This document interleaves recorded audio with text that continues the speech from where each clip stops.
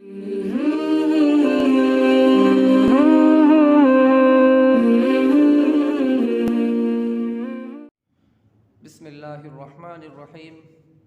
मुअज़्ज़ज़ सामीन, आज हम इस पर बात करेंगे कि आज़ाब क़ब्र बरहक़ है। मरने से लेकर हशर तक के ज़माने को आलम बरज़ख़ कहा जाता है और इसमें ईमानदारों और नेक लोगों को राहतें मिलना और काफ़रों और बदकारों को आज़ाब होना बरहक़ है। इसका सबूत कुरान करीम, अहादीस कसीरा और इजमाए उम्मत से है। आज़ाब क़ब्र से मुराद भी दर हकीकत आलम बरज़ख़ का अज़ाब है।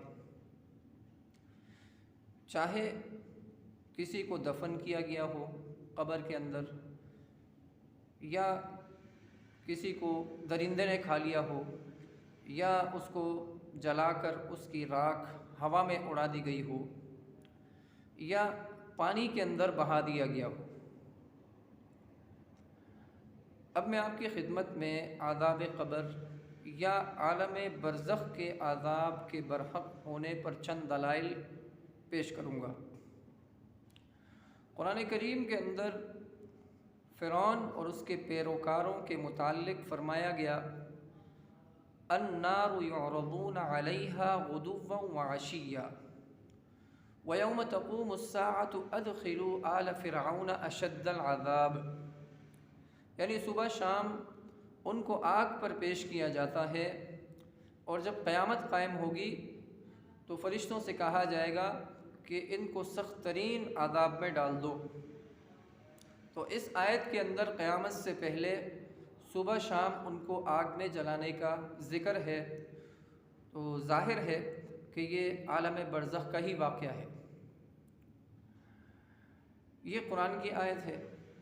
अब मैं हदीस पढ़ता हूँ आपकी खिदमत में। मिशकात शरीफ की हदीस है। हज़रत अनस रज़ी अल्लाह ताला अन्हु से मरवी है कि आप सल्लल्लाहु अलैहि वसल्लम ने फ़रमाया कि जब बंदे को क़ब्र में रख दिया जाता है और लोग उसे दफना कर वापस चल देते हैं, तो मुर्दा उनकी जूतियों की आवाज़ सुनता है और फिर फ़रिश्ते आकर उसको बिठाते हैं और उससे पूछते हैं कि तुम इस शख्स यानी मोहम्मद सल्लल्लाहु अलैहि वसल्लम के बारे में क्या कहते हो। तो वो कहता है कि मैं गवाही देता हूँ कि ये अल्लाह के बंदे और रसूल हैं। तो फिर उस शख्स से कहा जाता है कि तुम देखो अपने उस ठिकाने को जहन्नम में, जिसको बदल कर अल्लाह ताला ने तुम्हारा ठिकाना जन्नत में बना दिया है। फिर वो शख्स दोनों ठिकानों को देखता है और जब काफिर से, मुनाफिक से ये सवाल करते हैं कि तुम इस शख्स यानी मोहम्मद सल्लल्लाहु अलैहि वसल्लम के बारे में क्या कहते हो, तो वो कहता है कि मैं कुछ नहीं जानता। जो कुछ लोग कहते थे मैं भी वही कहता हूँ। तो फिर उससे कहा जाता है कि न तूने जाना न तूने इत्तबा की। तो उसके दोनों कानों के दरमियान ऐसी ज़रब लगाई जाती है कि जिसकी चीख की आवाज़ जिन और इंस के सिवा सारी मखलूक जो उसके करीब होती है वो सुनती है। दूसरी हदीस है, हज़रत इब्न अब्बास रज़ी अल्लाहु अन्हुमा फरमाते हैं कि आप सल्लल्लाहु अलैहि वसल्लम का गुज़र दो कब्रों के पास से हुआ। आप सल्लल्लाहु अलैहि वसल्लम ने फरमाया कि इन दोनों को आज़ाब हो रहा है और ये आज़ाब किसी बड़े गुनाह की वजह से नहीं हो रहा, यानी किसी ऐसे गुनाह की वजह से आज़ाब नहीं हो रहा कि जिससे बचना मुश्किल हो। इसका मतलब ये नहीं है कि ये सगीरा गुनाह है। एक जो है वो पेशाब से नहीं बचता था और दूसरा चुगलखोरी करता था। तीसरी हदीस है, हज़रत अबू हुरैरा रज़ी अल्लाह ताला अन्हु से मरवी है कि आप सल्लल्लाहु अलैहि वसल्लम ने फरमाया कि जब मैयत को कब्र के अंदर रख दिया जाता है तो दो काले रंग के नीलगू आँखों वाले फरिश्ते उसके पास आते हैं।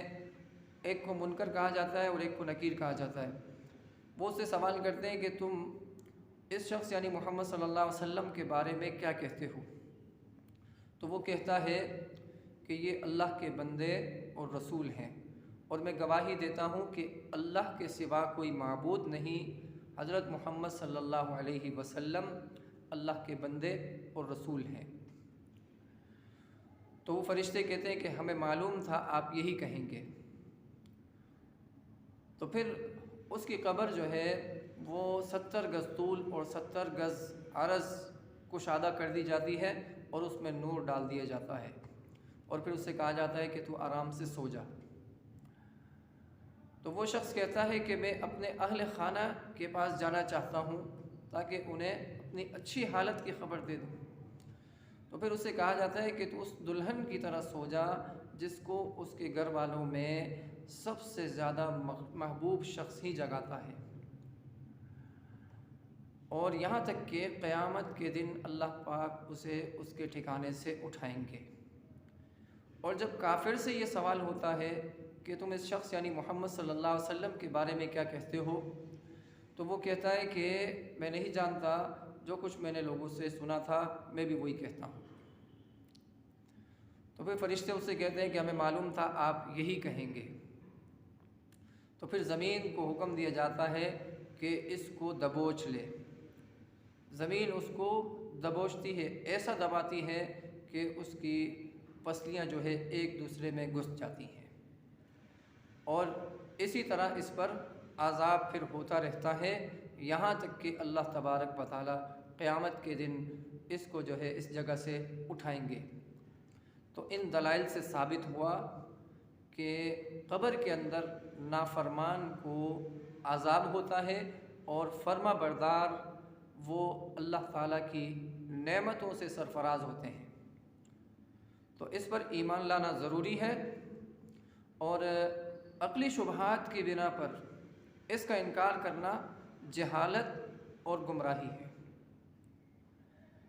इमाम तहावी अलैहिर्रहमा अहले सुन्नत वल जमात का अक़ीदा यूँ नक़ल फरमाते हैं कि हमारा इस बात पर ईमान है कि जो अज़ाब का मुस्तहिक है उसे क़ब्र के अंदर अज़ाब होता है, और उससे जो है सवाल होता है उसके रब के बारे में, उसके दीन के बारे में, और उसके नबी के बारे में उससे सवाल होता है।